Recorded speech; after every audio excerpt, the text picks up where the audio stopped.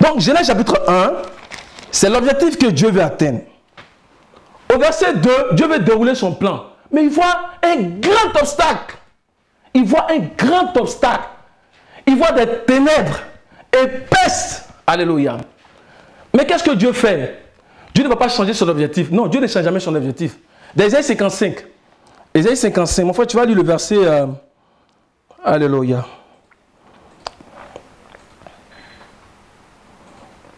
Ésaïe 55. Peut-être lire le verset 10 pour voir. Comme la pluie et la neige descendent des cieux et n'y retournent pas sans avoir arrosé, fécondé la terre et fait germer les plantes, sans avoir donné de la semence au semeur et du pain à celui qui mange. Ainsi en est-il de ma parole qui sort de ma bouche. Elle ne retourne point à moi sans effet, sans avoir exécuté ma volonté et accompli mes desseins. Amen. Donc Dieu ne peut pas changer sa parole. Sa parole, la Bible dit que la parole de Dieu ne peut être, l'écriture ne peut pas être détruite. Il dit que comme il a envoyé sa parole là, elle ne va pas revenir à lui sans avoir accompli ce pourquoi elle a été envoyée. Donc il ne peut pas changer son objectif à cause des ténèbres. Mais il va adapter son plan qui va dérouler. Alléluia. De telle sorte à ce que son plan vienne pour engloutir ces ténèbres là. C'est pourquoi au verset 3, lorsque Dieu commence à dérouler son plan, il va d'abord venir avec ce qui s'oppose aux ténèbres. Alléluia. Il va venir avec quoi? Mon frère, tu peux lire le verset 3. Dieu dit que la lumière soit et la lumière fut. Il va venir d'abord avec la lumière pour engloutir les ténèbres. Parce que les ténèbres peuvent représenter, mes frères et sœurs, les puissances immondes dont l'apôtre Paul parle d'Éphésiens 6, verset 12. Ces forces-là, ça peut être des ténèbres. Éphésiens 6, verset 12. Que le Seigneur nous aide. On y va doucement, mes frères. Nous parlons du plan parfait de Dieu. Pour nous rassurer, mes frères, que nous avons choisi la bonne part. Pour nous rassurer que si nous nous attachons à Dieu, comme il a dit, que ceux qui ont cru vont entrer dans son repos. Parce que nous avons cru, nous rentrons dans ce repos. Si nous croyons, nous nous attachons à ça, là, son plan va arriver. Moïse a dit que tu as dit à Abraham, Isaac et Jacob que tu vas conduire les descendants dans la terre promise. Mais le Seigneur est à faire. Donc ici, il dit qu'on va arriver à la perfection, on va l'arriver. On va arriver. Alléluia. Le plan de Dieu est parfait, mes frères. Est parfait au nom de Jésus. Alléluia. Vas-y, mon frère. Éphésiens 6, verset 12. Car nous n'avons pas à lutter contre la chair et le sang, mais contre les dominations, contre les autorités, contre les princes de ce monde de ténèbres, contre les esprits méchants dans les lieux célestes. Amen. Donc voici ce que peut représenter les ténèbres. Mais les ténèbres peuvent aussi représenter le voile de l'ignorance. Ça veut dire le voile qui vient empêcher des gens de voir briller la beauté de l'évangile. Alléluia. C'est un voile qui vient comme sur le cœur. Alléluia. Le voile de l'ignorance. Les ténèbres peuvent aussi symboliser le péché. C'est-à-dire être dans le péché, prendre plaisir au péché là, c'est vivre dans les ténèbres. Amen. Mais les ténèbres peuvent aussi symboliser l'incrédulité, la méchanceté. Alléluia. Mais nous rendons gloire au Seigneur. Parce que la Bible dit que car Dieu qui a dit que la lumière brillera du sein des ténèbres a fait briller la connaissance de la gloire de Dieu, a fait resplendir cette connaissance-là sur le visage de Christ. Alléluia. On va les lire. Amen. 2 Corinthiens chapitre 4, le verset 6. Car Dieu qui a dit, la lumière brillera du sein des ténèbres, a fait briller la lumière dans nos cœurs pour faire resplendir la connaissance de la gloire de Dieu sur la face de Christ. Mon frère, toi qui es avec moi, on dit ça peut faire resplendir ça ou ça? La connaissance de la gloire de Dieu sur la face de Christ. Sur la face de Christ. Souvent on parle de la lumière qui est sur la face de Christ. Mais frère, cette lumière elle est glorieuse. Quand elle vient en toi, là, les ténèbres là, ne peuvent pas tenir. Quand cette lumière là vient, les ténèbres ne peuvent pas tenir. Et l'apôtre Paul, il a vu, c'est pourquoi il en parle. Mais la Bible dit que tout à fait va être réglé sur la déposition de au moins 2 témoins. Le Seigneur s'est révélé à Jean. Jean aussi a vu cette lumière là. Mais frère, celui qui a rencontré le Seigneur, celui qui voit cette lumière là, il est délivré automatiquement. Et cette lumière, elle ressort de sa parole, la parole prophétique. Alléluia. On va lire d'Apocalypse chapitre 1, verset 16, ce que Jean dit de cette lumière-là. Alléluia. Donc c'est cette lumière que le Seigneur envoyait dans les ténèbres, mes frères. Les ténèbres ne peuvent pas résister. Yeshua. Alléluia. Apocalypse 1, verset 16. Il avait dans sa main droite 7 étoiles. De sa bouche sortait une épée aiguë à 2 tranchants, Et son visage était comme le soleil lorsqu'il brille dans sa force. Alléluia. Donc ça on dit c'est la gloire de la connaissance de Dieu. Donc la lumière qui se dégage de cette connaissance, quand elle vient là, elle engloutit les ténèbres de l'ignorance, elle enlève le voile. C'est pourquoi la Bible dit que nous tous qui avons le visage comme découvert et qui regardons comme dans un miroir, mon frère 2 Corinthiens, alléluia, qui regardons nous voyons cette lumière. Nous voyons cette lumière. Par ta lumière, nous voyons la lumière. Quand nous regardons, nous voyons cette lumière. Quand nous nous approchons de la parole prophétique, quand nous exposons la parole prophétique, nous voyons cette lumière. Alléluia. Et elle vient dissiper les ténèbres de nos cœurs. Elle apporte la vie. Elle rend nos cœurs comme en fait cette mer de verre de cristal transparent et pur pour la gloire de Dieu. Alléluia. Amen. 2 Corinthiens. 2 Corinthiens chapitre 3, verset 18. Si tu peux remonter un peu, où on dit qu'ils ont un voile. Et on va voir que vraiment c'est... Quand on lit la parole, quand tu as la parole prophétique, mon frère, quand tu as la parole prophétique là, c'est cette lumière-là que tu vois. Alléluia. 2 Corinthiens, si tu peux remonter un peu. À partir du verset 14. Oui, vas-y mon frère, vas-y. Que Dieu te Mais ils bénisse. sont devenus durs d'entendement, car jusqu'à ce jour, le même voile demeure quand ils font la lecture de l'Ancien Testament et ils ne se lèvent pas parce que c'est en Christ qu'il disparaît. Verset 15. Jusqu'à ce jour, quand on lit Moïse, un voile est jeté sur leur cœur. Mais lorsque les cœurs se convertissent au Seigneur, le voile est ôté. Or, le Seigneur, c'est l'Esprit. Et là où est l'Esprit du Seigneur, là est la liberté. Nous tous qui, le visage découvert, contemplons comme dans un miroir la gloire du Seigneur, nous sommes transformés en la même image, de gloire en gloire, comme par le Seigneur, l'Esprit. Alléluia. Nous sommes transformés. Parce que nous regardons cette gloire comme dans un miroir. Nous sommes transformés. Nous mirons dans ce miroir. Et nous devenons comme Christ. Il commence à être glorifié en nous. Nous sommes transformés de gloire en gloire. À la même image que lui. Car Dieu qui a dit que la lumière brillera du sein des ténèbres, a fait briller, a fait resplendir la connaissance de la gloire de Dieu sur le visage de Christ. Alléluia. Donc cette lumière-là, c'est elle que le Seigneur a appelée. Et c'est pourquoi quand Moïse va bénir les enfants d'Israël, il a béni les enfants d'Israël d'une façon particulière. Alléluia. Si tu peux lire mon frère dans Nombre chapitre 6, verset 25. Cette lumière sur le visage de Christ, c'est une réalité mes frères. Que chacun de nous dans l'église de Québec, et même ceux qui nous écoutent aujourd'hui, que nous puissions rencontrer le Seigneur. Et que cette lumière, nous puissions la voir. Alléluia. Dans Nombre chapitre 6, le verset 25. Que l'Éternel fasse lui sa face sur toi et qu'il t'accorde sa grâce. Moi, il n'a pas dit ça comme ça, que le Seigneur fasse lui sa face sur toi. Il a vu quelque chose. Alléluia. Mais peut-être que lui, il a vu peut-être la lumière de la lune. Amen. Il dit que le Seigneur fasse lui sa face sur toi. Amen. Nous voyons la lumière comme le soleil dans toute sa force. C'est pour ça qu'il dit, exposons-nous la parole prophétique. Alléluia. Donc, retournons dans Genèse. On va faire un petit détour là. Dans Genèse, chapitre, on va relire le verset 3. Dieu dit que la lumière soit et la lumière fut. Amen. Donc, si nous faisons attention, quand Dieu déroule son plan dans toutes les Écritures, il déroule à partir de ce plan. Et ce qui vient attester, c'est que dans toutes les Écritures, quand Dieu commence à dérouler un plan, il va toujours commencer par la lumière. Il vient toujours à la rencontre des obstacles avec la lumière. Pourquoi? Parce que cette lumière, elle n'échoue jamais. Elle n'échoue jamais. Quand elle vient en premier, elle n'échoue jamais.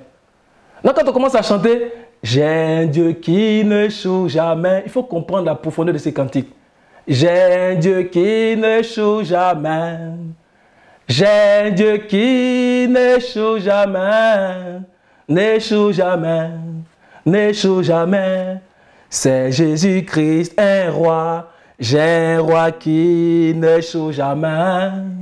J'ai un roi qui n'échoue jamais. J'ai un roi qui n'échoue jamais.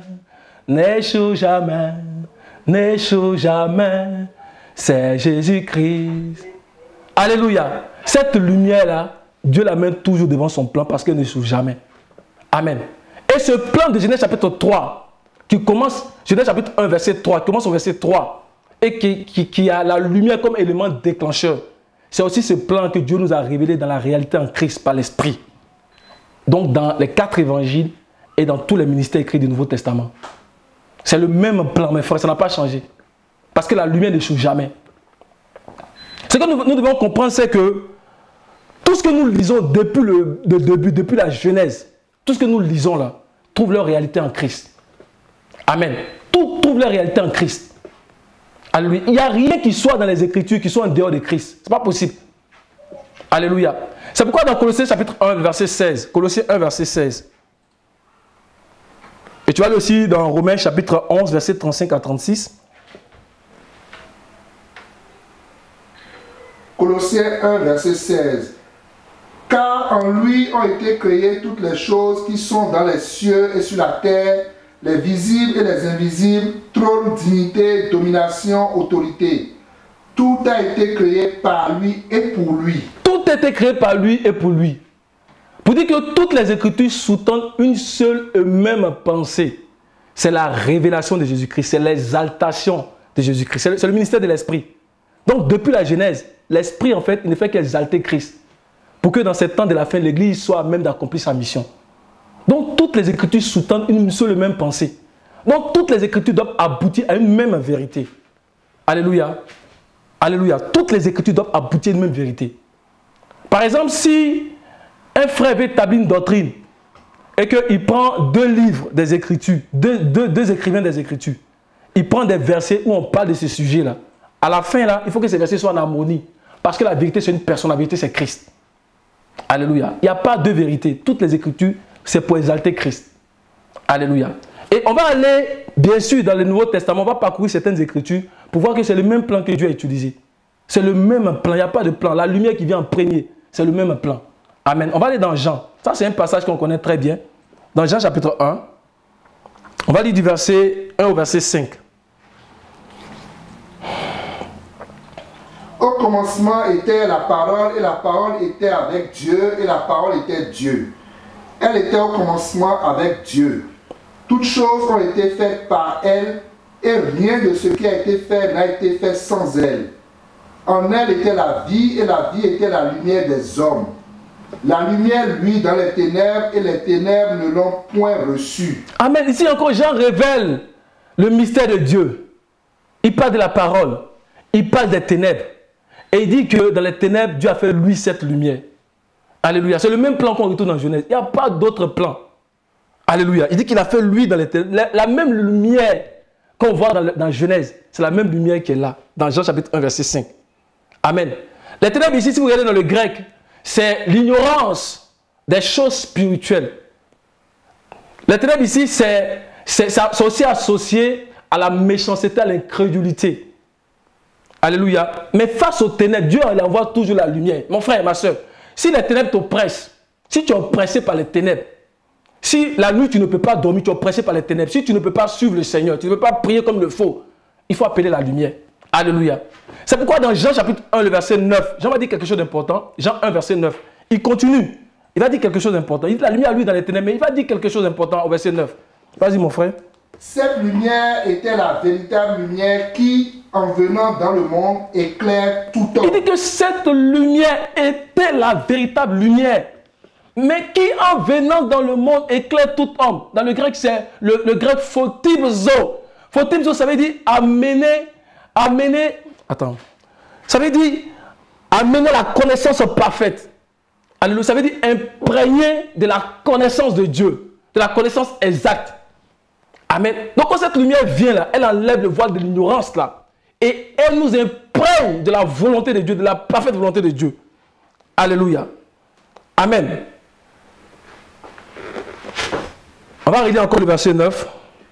Cette lumière était la véritable lumière qui, en venant dans le monde, éclaire tout homme. Maintenant, ma question, c'est pourquoi est-ce que Jean dit était la véritable lumière? Parce que Jean, il est poussé par l'Esprit, c'est référé à ce qui s'est passé dans Genèse. Il dit était la véritable, la lumière qui était dans Genèse là, c'est elle qui est venue. Parce que la lumière n'était pas, elle l'est. Alléluia. Il dit je suis. I am. Alléluia. Elle n'était pas, elle l'est.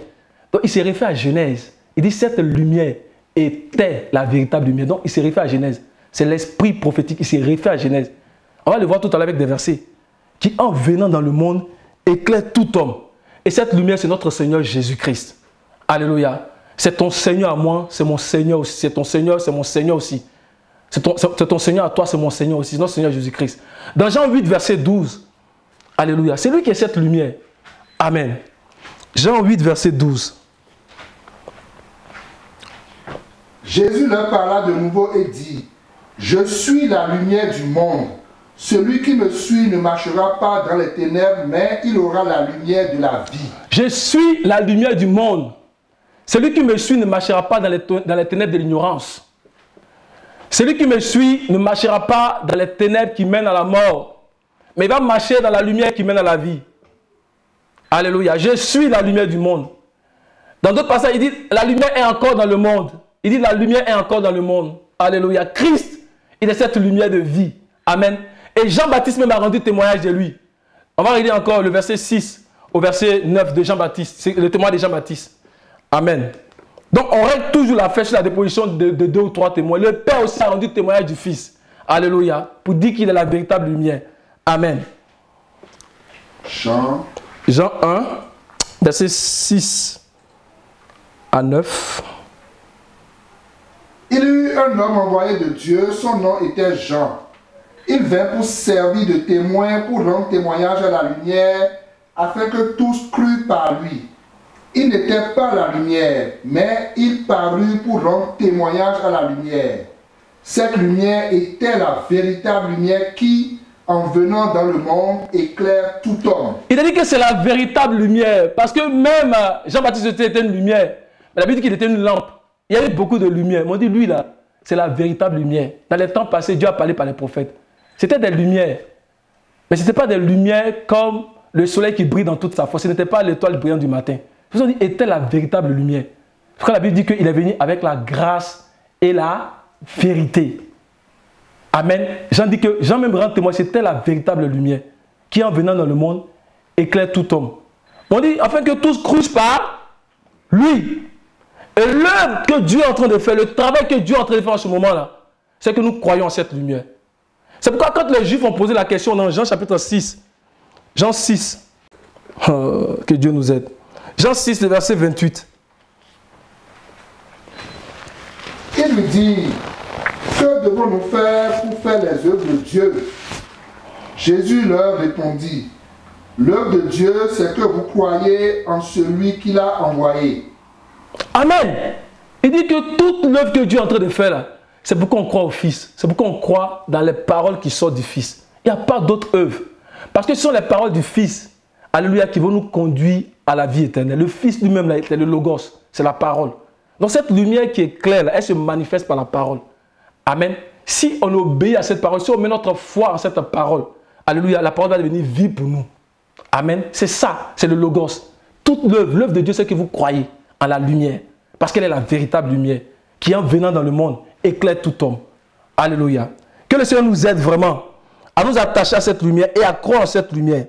Amen. On va aller dans Ésaïe pour voir que c'est toujours le commencement du plan de Dieu. Ésaïe 9, on va aller à partir du verset 1.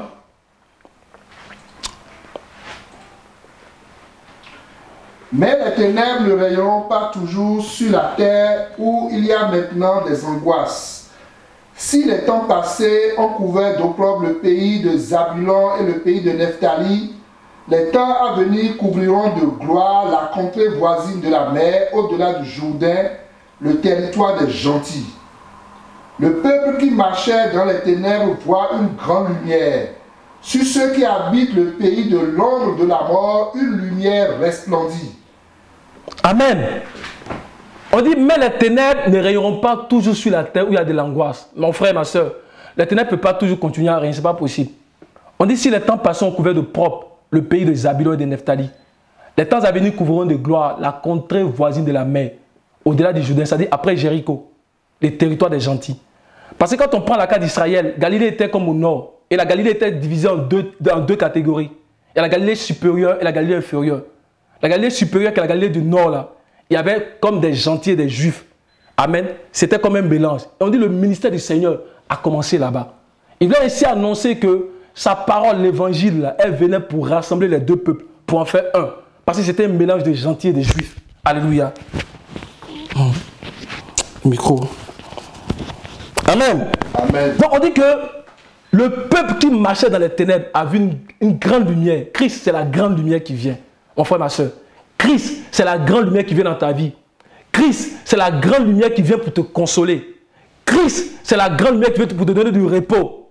Christ, c'est la grande lumière qui vient pour t'accompagner assurément pour atteindre en fait Canaan. Alléluia. Et l'accomplissement de cette parole-là, on la voit dans Matthieu chapitre 4. Matthieu 4. Donc pour voir que la lumière c'est vraiment Christ, les apôtres vont aller chercher cela pour venir la mettre, la mettre dans Matthieu 4. Si je te donne le passage, mon frère. Amen. Matthieu 4, il y a à partir du verset 12 au verset 16. Jésus, ayant appris que Jean avait été livré, se retira dans la Galilée. Il quitta Nazareth et vint demeurer à Capernaum, situé près de la mer, dans le territoire de Zabulon et de Nephtali, afin que s'accomplisse ce qui avait été annoncé par Ésaïe le prophète. Le peuple de Zabulon et de Nephtali, de la contrée voisine de la mer, du pays au-delà du Jourdain et de la Galilée des gentils, ce peuple assis dans les ténèbres a vu une grande lumière. Amen. Alléluia. Le Seigneur, la lumière est arrivée sur ces territoires. On dit la Galilée des gentils. Pour annoncer qu'il était venu non seulement pour les gentils, mais aussi pour les juifs. Alléluia. Le Seigneur, tout ce qu'il fait, c'est prophétique. Et les apôtres sont allés chercher cela pour venir dire que c'est lui qui est la grande lumière. Alléluia. Mon frère, ma soeur, la lumière vient dans ta maison ce matin. Alléluia. Elle éclaire ta maison, elle éclaire tes enfants. Elle éclaire ta vie spirituelle. Elle te relève en ce matin. Au nom de Jésus-Christ de Nazareth. Alléluia. Donc Christ, c'est toujours le commencement du plan de Dieu. C'est pour ça que la Bible dit que Dieu a voulu qu'il soit le premier en tout. Ça là, c'est pas, l'apôtre Paul n'a pas dit ça comme ça. Dieu a voulu qu'il soit le premier en tout. Parce que quand il vient là, le dernier Adam, quand il vient là, ça ne veut pas échouer. Alléluia. Colossiens chapitre 1. Verset 16 au verset 18.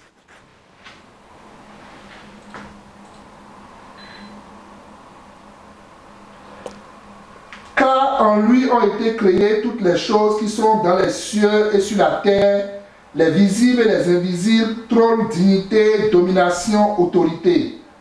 Tout a été créé par lui et pour lui. Il est avant toute chose et toute chose subsiste en lui. Il est la tête du corps de l'Église. Il est le commencement, le premier-né d'entre les morts, afin d'être en tout le premier. Afin d'être en tout le premier. Alléluia. Dieu voit, il sait que si le dernier Adam est là, alléluia, on dit il avant toutes choses. Mes frères, il avant toutes choses. Et nous, notre message, c'est d'exalter Christ. Pour que l'Église soit à même d'accomplir sa mission. Parce que si on n'exalte pas Christ là, on est en train de fausser le message. Notre message, c'est pour que l'Église reconnaisse Christ comme son Seigneur, son Sauveur. Alléluia. Que l'Église le reconnaisse en fait comme la priorité dans tout ce que nous faisons. Et c'est sûr que s'il est notre alpha, il va être aussi notre oméga. Alléluia. Alléluia. Mon frère, on va encore lire des passages. C'est pourquoi même au niveau de la résurrection des morts, nous avons de l'espérance.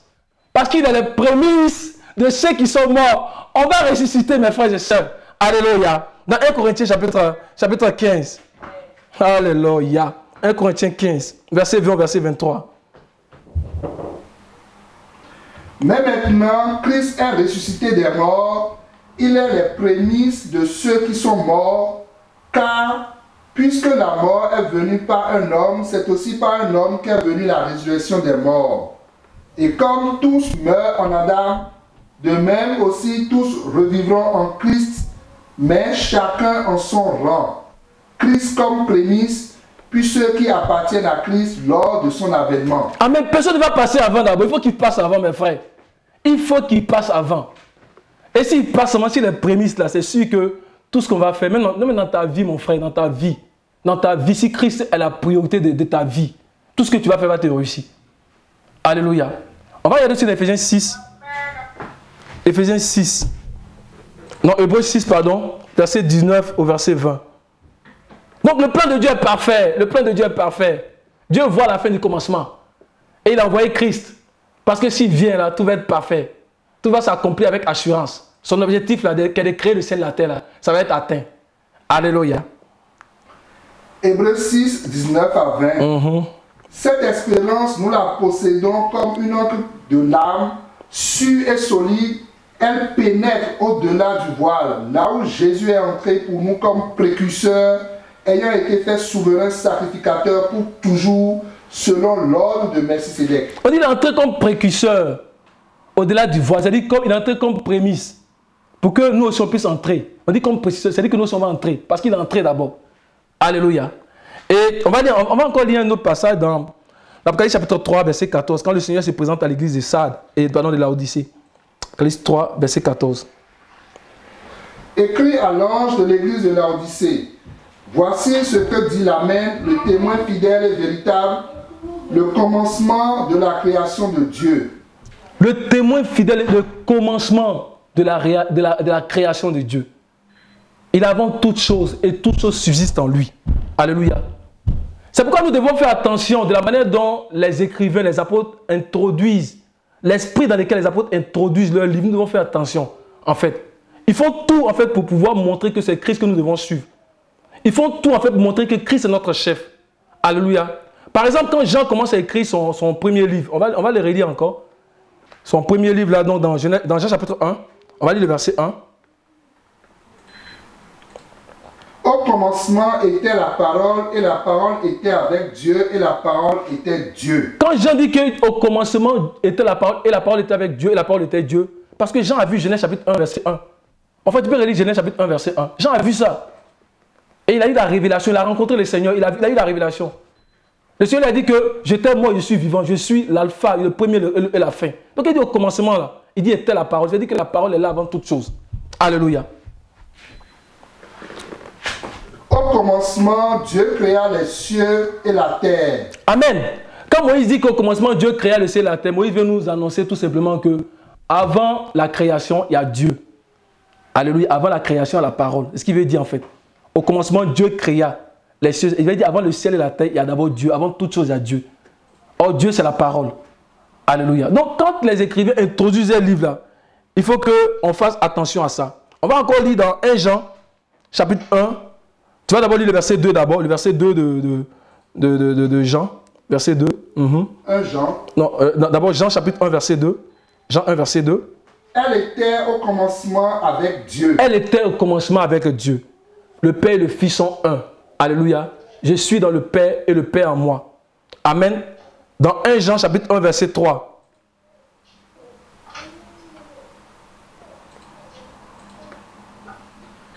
Ce que nous avons vu et entendu, nous vous l'annonçons à vous aussi, afin que vous... À partir du verset 1, c'est ça, à partir du verset 1. À partir du verset 1. Excuse-moi, à partir du verset 1, mon frère.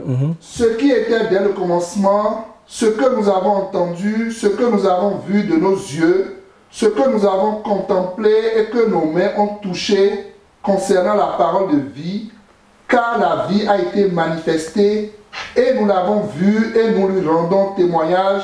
Et nous vous annonçons la vie éternelle qui était auprès du Père et qui nous a été manifestée. Amen.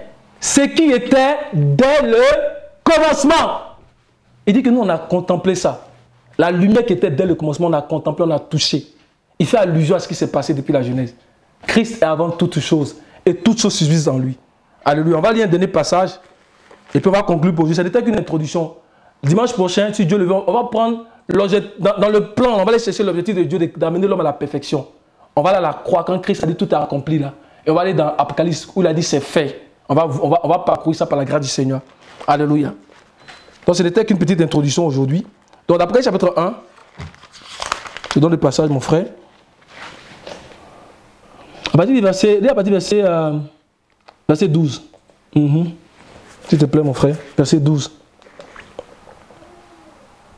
Je me retournai pour connaître quelle était la voix qui me parlait. Et après m'être retourné, je vis 7 chandeliers d'or, et au milieu des 7 chandeliers, quelqu'un qui ressemblait à un fils d'homme, vêtu d'une longue robe et ayant une ceinture d'or sur la poitrine. Sa tête et ses cheveux étaient blancs comme de la laine blanche, comme de la neige. Ses yeux étaient comme une flamme de feu. Ses pieds étaient semblables à de l'airain ardent, comme s'ils eussent été embrasés dans une fournaise, et sa voix était comme le bruit de grandes eaux. Il avait dans sa main droite 7 étoiles. De sa bouche sortait une épée aiguë à 2 tranchants, et son visage était comme le soleil lorsqu'il brille dans sa force. Quand je le vis, je tombais à ses pieds comme mort. Il posa sur moi sa main droite en disant, « Ne crains point, je suis le premier et le dernier et le vivant. J'étais mort et voici, je suis vivant au siècle des siècles. Je tiens les clés de la mort et du séjour des morts. » Alléluia. Il dit, je suis le premier et le dernier. Je suis l'alpha et l'oméga. Et c'est parce que Dieu utilise toujours Christ, la lumière, en premier, qu'à la fin de son plan, parce que le dimanche prochain, on va regarder le plan petit à petit.